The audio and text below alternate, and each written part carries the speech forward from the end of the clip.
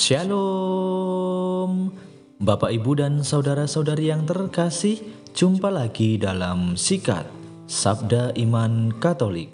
Sabtu pekan keempat dalam masa Prapaskah 2 April 2022. Bacaan dari Injil Yohanes bab 7 ayat 40 sampai 53. Marilah kita siapkan hati dan pikiran kita untuk mendengarkan sabda Tuhan. Semoga Tuhan beserta kita, sekarang dan selama-lamanya.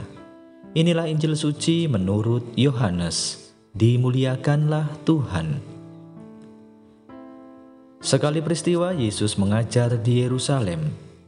Beberapa di antara orang banyak yang mendengarkan perkataan Yesus berkata, "Dia ini benar-benar nabi yang akan datang." Yang lain berkata, "Ia ini Mesias."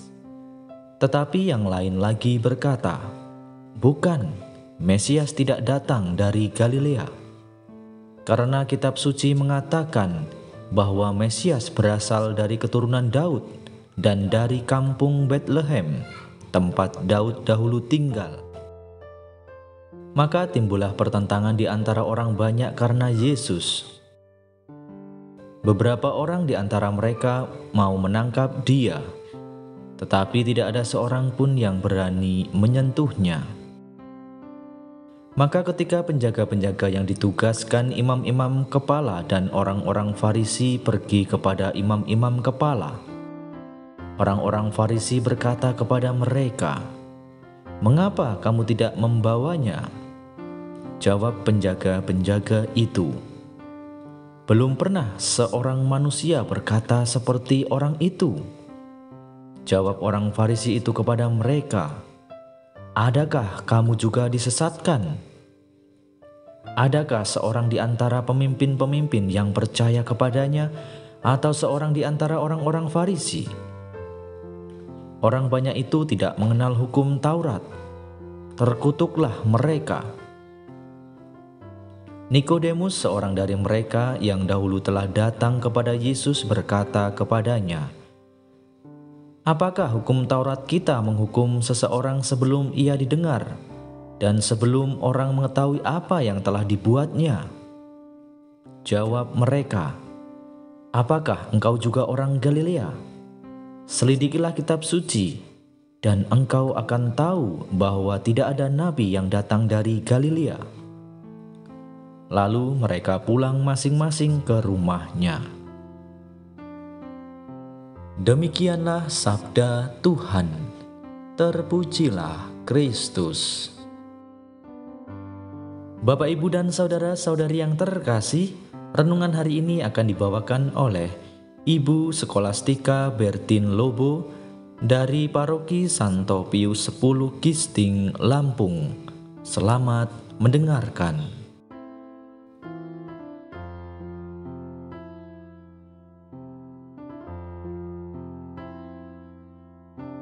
Shalom Bapak, Ibu, dan saudara dan saudari yang terkasih, para pendengar setia Sikat dimanapun Anda berada. Semoga kita semua senantiasa hidup dalam kasih dan juga kebaikan Tuhan. Bapak, Ibu, dan saudara-saudariku yang terkasih, dari sekian banyak orang yang kita jumpai di dalam hidup ini, ada beberapa di antara mereka yang dapat mengatakan dengan jujur tentang keunikan dan keistimewaan diri kita yang mereka kagumi sebagai anugerah dari Tuhan. Bisa jadi apa yang mereka katakan sebagai pengalaman pribadi ini adalah kebenaran yang mereka lihat dalam diri kita yang mungkin belum sepenuhnya kita sadari. Disinilah sesungguhnya indahnya hidup bersama untuk saling mengisi, berbagi, dan memperkaya satu dengan yang lain. Di mana ada keterbukaan dan sikap positif, di sana ada pertumbuhan pemahaman, pengetahuan, spiritualitas, kasih, dan juga kedamaian. Sebaliknya, di mana ada ketertutupan, kecurigaan, hoaks, dan kebencian, maka di sana ada neraka, penderitaan batinia, konflik sosial, aneka kekerasan, intoleransi, disharmonitas, dan disintegritas.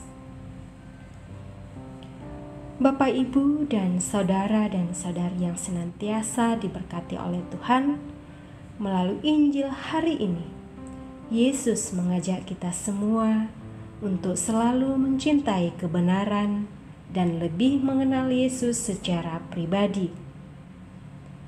Mengatakan yang benar dan melakukan yang benar di dalam hidup sebagai sebuah kesaksian. Bila kita hidup secara benar menurut sabda Allah, maka kita akan dituntun kepada ketenangan dan kedamaian hidup. Dalam Injil pula diperlihatkan bahwa di satu pihak orang-orang sederhana dan para penjaga bait Allah sangat kagum terhadap pribadi Yesus dan juga ajarannya sebagai hikmat yang datang dari atas. Maka ada yang mengatakan dia adalah seorang nabi yang akan datang.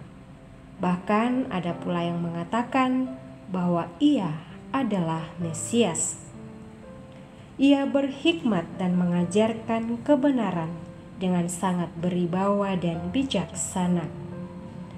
Keistimewaan Yesus inilah yang menjadi pusat perhatian banyak orang pada zaman itu. Namun di pihak lain, kehadiran Yesus dan ajarannya menggoncangkan hati para imam kepala dan orang-orang Farisi, sehingga timbullah pertentangan di antara mereka, yang mana kita tahu bahwa imam-imam kepala dan juga orang-orang Farisi ini adalah sekelompok orang yang selalu bertentangan dengan Yesus. Bisa kita bayangkan bagaimana sulitnya Yesus menyampaikan ajaran kasih di tengah-tengah masyarakat Yahudi saat itu yang memegang hukum Taurat, sehingga ajaran Yesus sepertinya menentang ajaran yang mereka anut. Terlebih para petinggi agama Yahudi, yakni para imam, ahli-ahli Taurat yang dikuasai oleh orang Farisi. Meski ajaran dan perbuatan Yesus telah terbukti mendatangkan banyak kebaikan bagi masyarakat Yahudi, namun tetap saja mereka menolak untuk menerima Yesus.